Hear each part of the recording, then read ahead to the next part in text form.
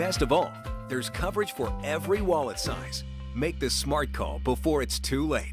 Call CarShield today. I'm Sophia Murphy at the Capitol in Lansing, only on WZMQ 19 News. Good evening, everyone. I'm Sarah Blakely. Tonight on your WZMQ 19 News, a second round of voting in the U.S. House, but still no speaker. We're live in Washington with what House Republicans are doing to come together to rally around a candidate. Plus, why Michigan Senate Republicans are calling on state officials to expedite the permitting process for the Line 5 tunnel project in the Straits of Mackinac. And the second of 3 recall petitions against some Delta County commissioners has turned in signatures. We'll have the latest from Escanaba. Your 19 News starts now.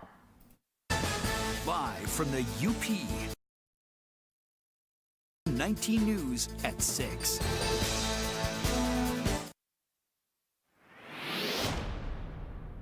As we continue into tonight, we're expecting more in the way of some rain showers, pretty much region-wide. Temperatures down into those lower 40s. We're at 42 degrees, south wind 5 to 10 miles per hour. And even though we're seeing a little bit of that cold, really not supporting anything besides some rain out there, as we'll be seeing that as the predominant precipitation type. Showers continuing, heading for the rest of the nighttime. Temperatures dipping down into the lower 50s as we wake on up. Wind shifting around just a touch. Thank you very much, AJ. Developing now, the House Speaker saga continues in our nation's capital this evening after Jim Jordan failed to secure enough support from his Republican colleagues for a second time this afternoon. Our Washington, D.C. correspondent Brendan Scanlon is live for us on Capitol Hill with the latest details. Brendan, good evening. Hey there, Sarah. Good evening. That's right. Well, Jordan actually fared slightly worse today than he did yesterday. Today, 22 of his House GOP colleagues did not vote for him. Yesterday, that number was 20. So at this point, we still, again, have more questions really than answers. One of the big questions is, of course, what comes next? Will Jordan continue to try and build more support ahead of tomorrow's third vote here on Capitol Hill? We might, see members meeting this evening, tomorrow, to try to either rally more support for Jordan or potentially look at other options. One of those other options is temporarily expanding the powers of Speaker Pro Tem Patrick McHenry of North Carolina. More and more members are sort of, talking about this idea, saying it's the best path forward to try and, get some legislation and aid for Israel, among other things, through quickly, especially after today's vote. The third option is maybe a whole new candidate altogether to, throw their name in the hat for this speaker race. So again, there's still a lot up in the air. We're going to have to kind of wait and see what happens. But those are really the big questions now. One of the big takeaways, Sarah, is the fact that Jordan did lose support today compared to yesterday. So he really does have an uphill battle to try and build more support ahead of tomorrow's vote. We're going to continue keeping a very close eye on everything here on Capitol Hill. But for now, Sarah, I'll send it back to you. All right, Brendan, thank you very much. In Lansing, Senate Republicans are urging state officials to expedite the permitting process for the Line 5 tunnel project. The permits for the project were filed by Enbridge in 2020 and have yet to see review. State senators from across Michigan have authored a letter to Governor Whitmer and the U.S. Army Corps of Engineers, who are in charge of reviewing the applications. Most recently, the Army Corps indicated a decision might not be made until 2026. The lawmakers say they hope their efforts will apply the pressure needed to get the project running sooner. The discussion around energy is vibrant right now in Lansing, but the tunnel and the pipeline are being left out of that discussion. And this letter is a reminder to everyone who wants to talk about energy, reliability, that this issue is already on the floor. UP State Senator Ed McBroom says with the UP still reliant on the fuel received through the pipeline, the tunnel project is the best option. We'll have more from the senator tonight at 11:10 Central. Meanwhile, state House Republicans are calling on House Democrats to support a resolution condemning terror attacks by Hamas. Last week, Republican Bill Schuette introduced a House resolution condemning the attacks that killed hundreds of Israelis and a number of Americans. The resolution also calls for the release of all hostages being held by Hamas and supports Israel's right to self-defense. When a resolution is introduced in the House, the protocol is to either put it up for an immediate vote by members or send it to a committee for further consideration, though most resolutions typically are voted on right away. Republicans say this resolution was sent to a committee and a motion to discharge it from committee was rejected. Republicans say there shouldn't be anything controversial about condemning the attacks.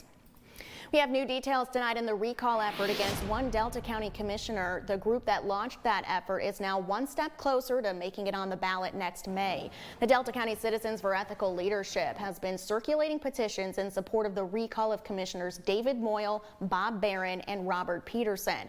The petition for David Moyle's district needed 666 signatures. The county clerk has verified 671 of the over 800 collected.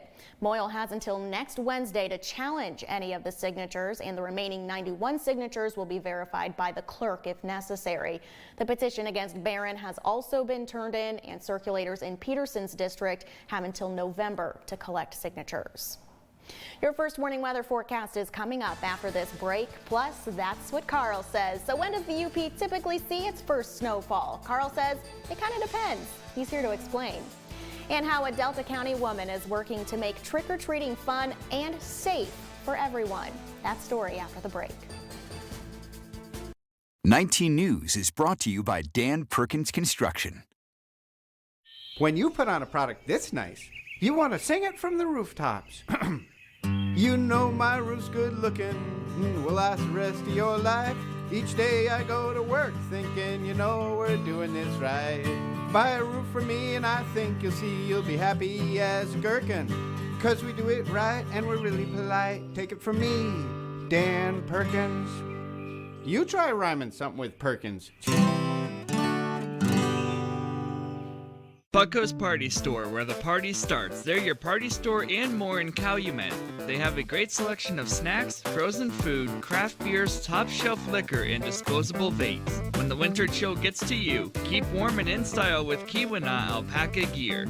Save your bucks at Bucko's! Bucko's Party Store, open 7 days a week from 8:30 a.m. to 11 p.m. on 5th Street in Calumet.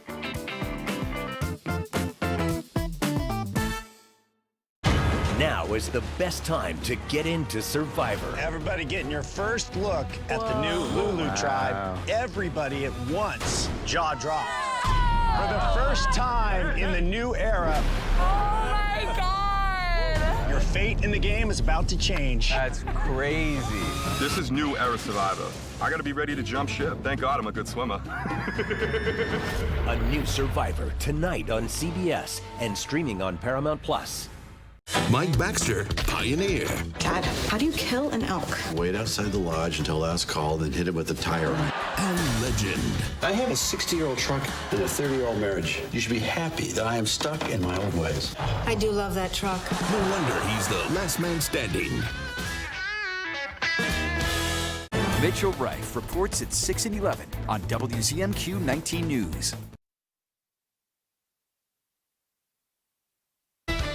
Now, WZMQ 19 News First Warning Weather with Ariane Stasic.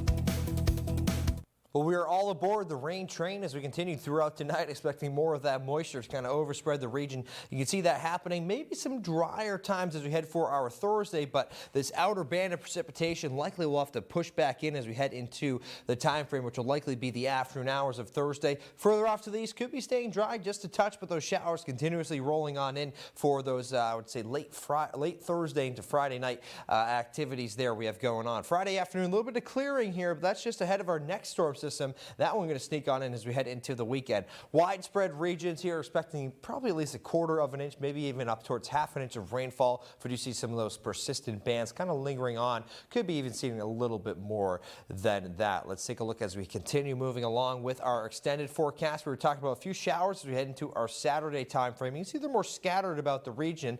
Not going to be really a persistent rain as we head into the weekend, but likely we'll be seeing those showers continuing on. Into Sunday, seeing an improving weather picture. A northerly wind, though, will be keeping our temperatures on the cooler side. Heading into Tuesday, Look at that, more in the way of some rainfall. So definitely a very active weather pattern starting to take shape here across the entirety of the region. Our winds not doing a whole lot here as we head into our Thursday morning. Pretty good southerly flow. That's why I do have some small craft advisories down there into Escanaba. McMillan breezes up towards 15 miles per hour. Sault Ste. Marie around 10 to 15. But it's the northerly wind on the backside that's going to keep those temperatures cool. And we really will be seeing that wind as we pick up for our Friday morning hours here. It could be strong as well. Not a whole lot of moisture to work with, so won't be seeing a whole lot in that lake effect precipitation. Our zone outlook as we continue into tonight, low temperature expected to be right near 50 degrees, 51 into Marquette, 51 into Houghton. Iron River at 49, Iron Mountain at 50, Escanaba at 52. The rain showers, I would say, pretty much a region-wide threat. Not really expecting a lot of variation with those over the course of these next, I would say, day or so. As we head into our 7-day forecast, those temperatures really will be kind of doing some funky things here and there. 53 4-hour day to Thursday. As we head into Friday, though, mostly cloudy skies, those showers tapering just a bit. Heading into the weekend, temperatures even cooler Saturday as well as Sunday, only up towards 44, 45 degrees, so definitely going to be more on the cooler side as we head into the weekend. Partly cloudy skies heading into Monday. Tuesday as well as Wednesday, we are tracking more in the way of the potential for a few showers out there. Over the course of these next few days as well, we'll be seeing those temperatures going down. Our lowest temperature for the afternoons looking like our Saturday, where we could see a few of those morning showers, but I am expecting some drier conditions heading for the latter half of the weekend, early next week. And then the temperatures rise on up to above average. That'll be as we continue into Tuesday and Wednesday. High temperatures into those upper 50s, lows rising up towards 50. Thank you very much, AJ. With Halloween quickly approaching, parents of children with allergies and other food restrictions may be a little nervous about trick-or-treating. WZMQ's Escanaba Bureau reporter Lily Simmons tells us about an effort in Delta County to make the experience fun and safe for everyone. For Samantha and Shepherd Godino, the scariest part of Halloween could be getting the wrong candy while trick-or-treating. Shepherd has a severe peanut allergy, so Halloween for us is a little bit different than the average family. Looking for a way to make the holiday more inclusive for her son, Godino discovered the Teal Pumpkin Project and brought it to Delta County last year. The Teal Pumpkin Project is a nationwide effort to make Halloween safer for all of the kids, especially kids with food allergies, diabetes, and other medical conditions that prevent them from enjoying candy treats. A teal pumpkin outside your house lets trick-or-treaters know you have non-food items for them to enjoy. Stickers, bouncy balls, spider rings, vampire fangs, coloring pages, options are pretty limitless. We don't recommend putting anything that might contain traces of food in them, such as Play-Doh. Play-Doh contains wheat. Last Halloween, about 6 homes participated in the Teal Pumpkin Project. This year, there are already 25 on board. I'm thrilled with that, but I would love to see that number rise. I would love to offer accessibility to all of the children, not just in Escanaba. On Sunday, children with food restrictions have an extra chance to collect some goodies at downtown Escanaba's Spooktacular Trunk or Treat event. Godino says she's touched by the way Delta County is working to make Halloween more accessible for every child. My son is usually not included in these events, so it means the world to us that he can actually participate, and he's all excited. He's been talking about it all season already. He goes, I get to finally go. I get to go do that. Lily Simmons, WZMQ 19 News, Escanaba. To see a map of some houses participating in the Teal Pumpkin Project or to join the effort, just head to WZMQ19.com. Still to come tonight, fatal traffic crashes involving teenagers. The risk for teens is high, but a new report says that risk is declining. We'll explain next. Someday your son's going to test you. It's going to force you to make a decision. A man must stand with his people. Now we are not your people. There is nothing you could do I won't forgive you for. Yeah, there is. Yellowstone, Sunday after 60 Minutes on CBS. Brought to you locally by Erickson Jewelers.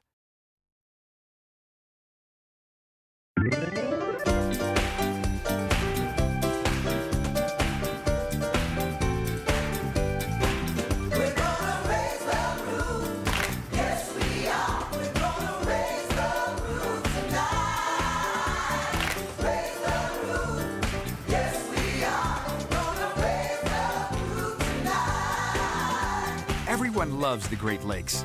They make you feel like dancing. A great place to celebrate is at Marquette's Maritime Museum, but your help is needed. The museum's roof needs to be replaced to preserve history for future generations. So kick up your heels and help by donating today.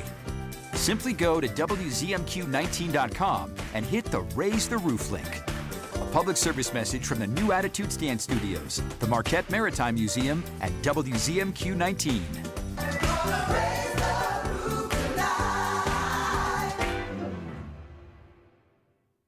There's nothing like the feeling you get being outdoors. The UP Ice Fishing and Hunting Expo has everything you need to be ready. The expo returns to the UP State Fairgrounds Ruth Butler Building. Inside, discover great sponsors with everything from bait to rods and reels. Mark it down now on your calendar, November 3rd through the 5th at the UP State Fairgrounds. The UP Ice Fishing and Hunting Expo, brought to you by the Daily Press and WZMQ 19 News.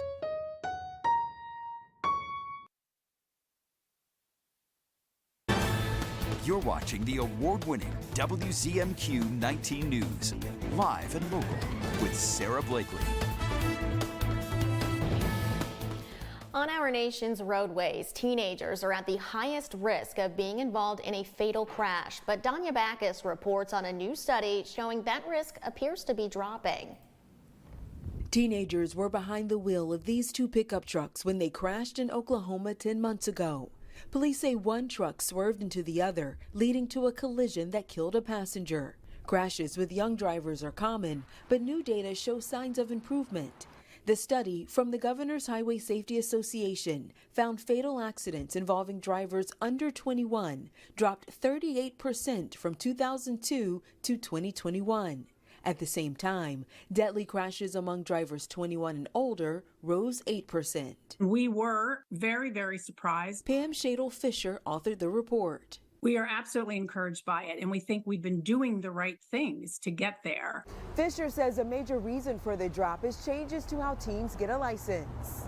Many states now have graduated driver's license laws. They restrict teens from driving at certain times alone, like late at night. They also can limit how many other young people are in the car without an adult. Some laws ban teens from using electronic devices while driving, even hands-free. Another possible factor, many teens are waiting to get a license. Earlier this year, we talked to Catherine Franklin, who waited until she was 18. I really was not interested in driving. I didn't really enjoy the idea of it. The goal we're trying to get to is zero, plain and simple. We don't want any young person to be injured or killed in a crash. Fisher believes more driving education programs and an expansion of graduated licenses can put young people on the road to fewer traffic deaths. Fatal traffic crashes among all drivers rose during the pandemic, but are now starting to fall again. The University of Michigan unveiled a multi-million-dollar laser on campus. It's the most powerful laser system in the U.S. Elle Myers shows us the lab that houses this new piece of tech and shares how research teams will use it. A laser more than 30 years in the making. That's what's coming out of the University of Michigan, with application possibilities ranging from studying the cosmos to improving life on Earth. Well, the Zeus laser is scheduled to be a 3 petawatt laser. That's something like 100 times the world grid power. That basically means it's a super powerful laser, one of the most powerful in the world, that allows researchers to study pulses that have never been created on Earth before. And there are medical applications too. We're looking also to develop applications for ion acceleration. Therapies like proton therapy and other therapies that can help to eradicate cancer are also kind of targeted by our laser research. Gerard Moreau, who won a Nobel Prize for his work on lasers like this one in 2018, tells me he's most excited to see the way this new technology can improve medical outcomes. With this technique, we can produce the same type of particle with the same energy, but which in a very compact way and less expensive way. Monday marks the grand opening of the laser and the lab. Visiting scientists from the U.S. and across the globe will be able to conduct experiments with this new tech. people will be coming to the University of Michigan to do world-class experiments, trying to find out what's the very nature of the world that we live in. We're looking for ways to really aid human understanding and applications that are important for people in everyday life. Still ahead, no snow yet, but could we see flakes soon? Carl Bonak will be in the studio to explain why there are a number of factors that determine when the UP sees its first snowfall of the season. And later, a Marquette author publishes her third book, what she wrote about how teachers can help students with disabilities. But first, here's your Upers United volunteer opportunity of the day. Again, we are highlighting the Fresh Coast Film Festival in Marquette, which starts tomorrow and runs through Sunday. Volunteers are needed Saturday evening from 6 to 9 for beverage tent security down at Lower Harbor Park. Volunteers will make sure alcoholic drinks stay in designated areas, watch for carry-ins, and make sure anyone drinking is wearing the right wristband. To sign up to be a volunteer or check out other opportunities, head over to upersunited.com. We've got a lot of news coming up. President Biden on his way back to the U.S. from Israel after meeting with families of those held hostage in Gaza. Tonight, our interview with the New York family whose son is being held by Hamas. That and more news tonight here on the CBS Evening News. Sleep better with a new mattress from Kirkish Furniture. We proudly feature made in the Midwest Restonic mattresses. Try one out today and compare other major brands. Let our sleep specialists help you find the bed of your dreams at Kirkish Furniture. The new CBS Tonight. The day keeps rocking here in Vietnam. We're still rolling, baby. I don't want anything to do with snakes or eels. The racers must face their fears. Come on. Let's go, Melina. Suck it up. Face exhaustion. I need your help, Joe. That was the hardest thing I've ever done. And face elimination. Don't let them outwork us! We're not ready to go home yet. A new Amazing Race tonight at 9:30, 8:30 Central on CBS and streaming on Paramount Plus. Some seem to think that quality is a thing of the past. At Simple Treasures in Iron Mountain, you'll find they carry respected name brands like Uttermost Home Decor, Carroll Fabrics, and Custom Draperies. And for the perfect gift, they carry Pendleton hats, shirts, and sweaters for men and women, as well as a beautiful assortment of Pendleton blankets. Discover your Simple Treasure today. Visit Simple Treasures of Iron Mountain for home decor, gifts, and draperies. 426 South Stevenson Avenue. Here's your WZMQ CBS This is Home Community Calendar.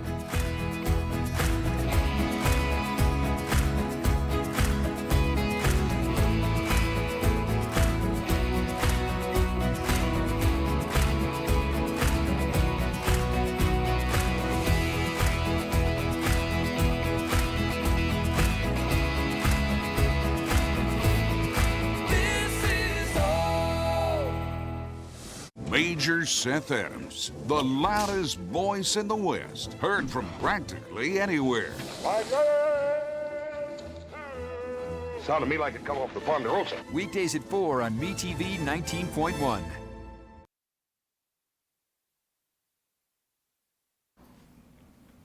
Let's hear what Carl Bonak has to say this week. Carl, you know we have a friendly bet going on here in the newsroom of when the first snowfall will occur. I've already lost, but it's always such a big moment here in Upper Michigan. Yes, it is, Sarah, and obviously the date and the amount of the first snow varies year to year. This was the scene 1 year ago today. It snowed, and it snowed a lot, at least in some UP locations. It was one of those elevation snows that often occur during the fall. This means the air temperature was marginal, which means even where it snowed, it was near to above freezing. Plus, the temperature of Lake Superior was still coming off its late summer peak. Currently, the mid-lake water temperature is still around 50 degrees. This means lakeshore communities will usually stay warm enough for just rain or a mix of rain and snow. Last year, a total of 18.1 inches of very wet snow fell at the National Weather Service site. Marquette received a sloppy mixture of rain and snow and had only a trace of accumulation. The first measurable snow is an annual event that usually occurs around the middle of October. The average first snow of 1/10 of an inch or more at the Weather Service site is October 18th. The earliest measurable snow in the Negaunee Township location occurred on September 22nd in both 1974 and 1989. The latest first measurable snow was November 19th in both 1994 and 2016. By decade, the average first snow varies by almost 2 weeks. In the 1980s and 2000s, the average date was October 11th. In the 60s, 70s, and last decade, the average date was in late October. This year, a passing trough is forecast by the American computer model to produce some snow in the north central highlands this weekend, but the European model, among a list of others, produced none. Afterwards, a west to southwest flow should produce relatively mild weather, at least up until Halloween. So we probably won't get any snow until at least Halloween. Well, I've been in this business long enough to never say never. True. However, as we showed you, it does look like relatively mild weather for us. And until we get a system that actually comes in here with enough cold air, we're not going to see any snow at all. In fact, we haven't even seen any flakes that I've heard of anywhere. Yeah. So it's been mild compared to last year. That's very true. We actually had a couple of people guessing that the first snow would be in November. And at first we all thought, no, you're guessing way too late, but they might be right. It could happen. Thank you very much, Carl. Sure.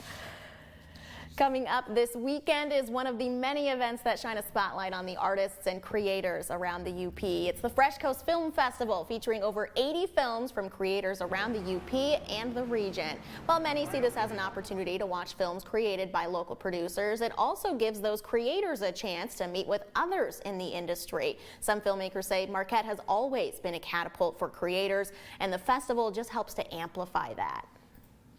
It's inevitable that more film production is going to come to the UP, and as long as outside productions choose to integrate local labor and work with local creators, it's a win-win. The festival will be taking place in different venues across Marquette. You can view the full schedule at WZMQ19.com or our mobile app. A Marquette author has just published her new book, hoping to inspire those with disabilities. Dorothy is Teaching Teachers by Dorothy Pad is all about finding the best ways to adapt the classroom and lessons for someone with cerebral palsy. Pat invited friends and family to her book signing at Lake Superior Press today, where they watched Dorothy's book get printed, glued, and pressed together. The first copy was presented to Dorothy's mentor, who helped her find the courage to put pen to paper. I felt pretty emotional receiving that copy, and I was able to get the first book. What was interesting is when we first started working on the first book, she said, "I'm not a writer. What do you mean I'm going to write a book?" Coming up tonight at 11:10 Central, hear from the author herself about instructing teachers at NMU to better the lives of those with disabilities. More rain moves in across the UP tonight. AJ times it out for us after this. Buckles Party Store, it's where the party starts in Calumet, with an awesome beer selection featuring domestic, foreign, and craft brew beer, a great selection of wine, just about any kind of liquor you want, and a great range of tobacco products. Buckles Party Store in Calumet, it's where the party starts for everyone. When it gets colder, it's a good idea to layer up. But you can also surround yourself with an added layer of protection by getting your flu and COVID-19 vaccines. And you can safely get both vaccines at the same time. Talk to your healthcare provider and layer up for some added peace of mind. I'm Lily Simmons. Watch my reports from Escanaba and Delta County only on WZMQ 19 News. Tonight, who's responsible for the deadly blast at a Gaza hospital? And President Biden is in Israel as tensions in the region escalate. Then, what we're learning about an attempted drone attack against U.S. troops in Iraq. Tonight on the CBS Evening News. Need to get from point A to point B quickly, efficiently, safely? The Marquette County Transit Authority is your ticket to ride.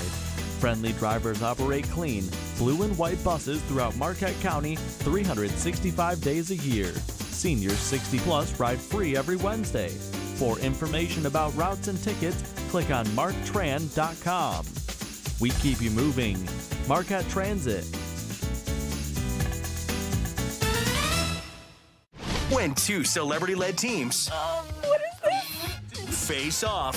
It's a horribly drawn swan. In a game of quick draw. 1, 2, 3, shoot! It's fast-paced family fun for all. Pictionary. Every weekday. Pictionary, weekdays at 9 on WZMQ CBS.